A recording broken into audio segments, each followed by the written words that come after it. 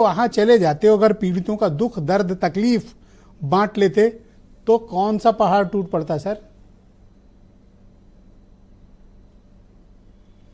देखिए ब्रजेश जी, जो आपने कहा एकदम ठीक कहा, जाना भी चाहिए। नेता प्रतिपक्ष है, 10 तारीख के बाद जब जाना चाहिए। उन्हें पता था कि उनके उत्तर प्रदेश के दल को नहीं जाने दिया, वहां रोक लगी है। सपा के लोग भी, डेलीगेशन भी वहां नहीं जाने पाया, वहां रोक लगी है।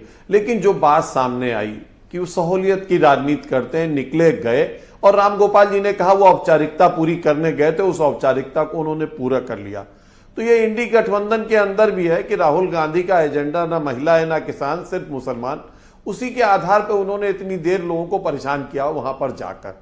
उनका जाने का इरादा नहीं था, उन्हें पता था कि उन पे नेता प्रतिपक्ष को संविधान में ऐसी कोई छूट नहीं है। जो आम नागरिक पे कानून लागू होते हैं वही नेता प्रतिपक्ष पे लागू होते हैं। वहां जाने की अगर रोक है तो सब पर है, ये बात तो अच्छी तरह जानते हो। तो इस बात को पूरी तरह से उनके प्रदेश अध्यक्ष ने मान लिया था कि हाँ भाई ठीक है, नहीं जाने देंगे, ओके।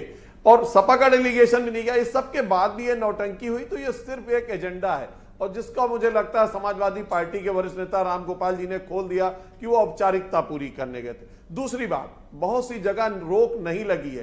कर्नाटक में पिछले दिनों एक ही अस्पताल में 5 महिलाएं गर्भवती नकली ग्लूकोज से मर गई, वहां जा सकते थे, वहां नहीं जाएंगे। तेलंगाना में 49 बच्चे 1 महीने में मर गए, 30 ने आत्महत्या कर ली, वहां नहीं जाएंगे, सहूलियत नहीं है। तमाम जगह जहां सहूलियत है और वहां नहीं जाएंगे, वहां कोई रोक नहीं लगी, इन्हीं की सरकारें।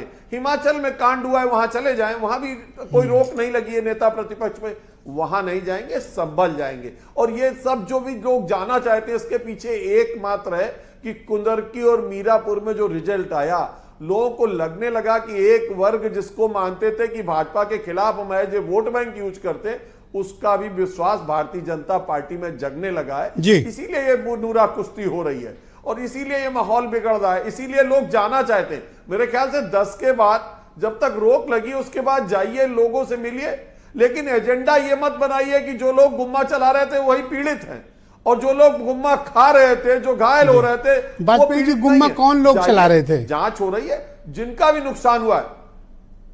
देखिए, मैं इस बात को जांच से पहले कुछ कहने वाला नहीं हूं।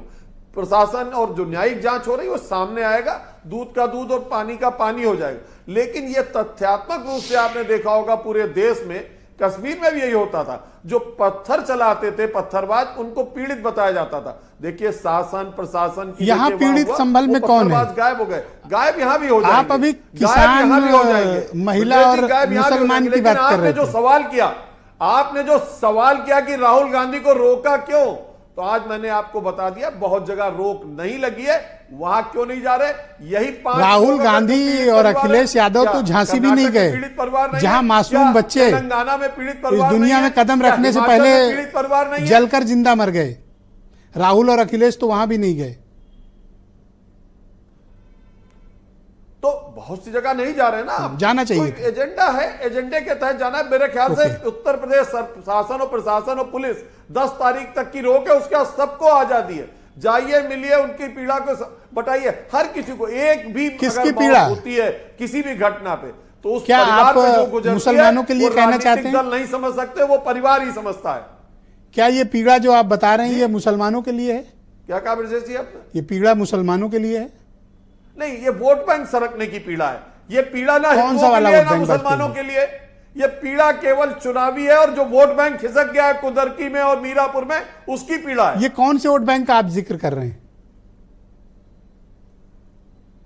मैं जिस वोट बैंक के सहारे राजनीति करते थे, तुष्टीकरण की, कुदरकी में हमारा प्रत्याशी 1,44,000 कौन सा वोट बैंक है? 1,44,000 मेरे प्रिय दोस्त वाजपेयी जी, इस वोट बैंक का आज आप नाम लीजिए। सबका साथ, सबका विकास और सबका विश्वास। ये किसका वोट बैंक के लिए जा रही है? सब मुस्लिम वर्ग का विश्वास भारतीय जनता पार्टी के साथ आया। फाइनली मुसलमान, correct. Thank you Vajpayee ji, बहुत शुक्रिया।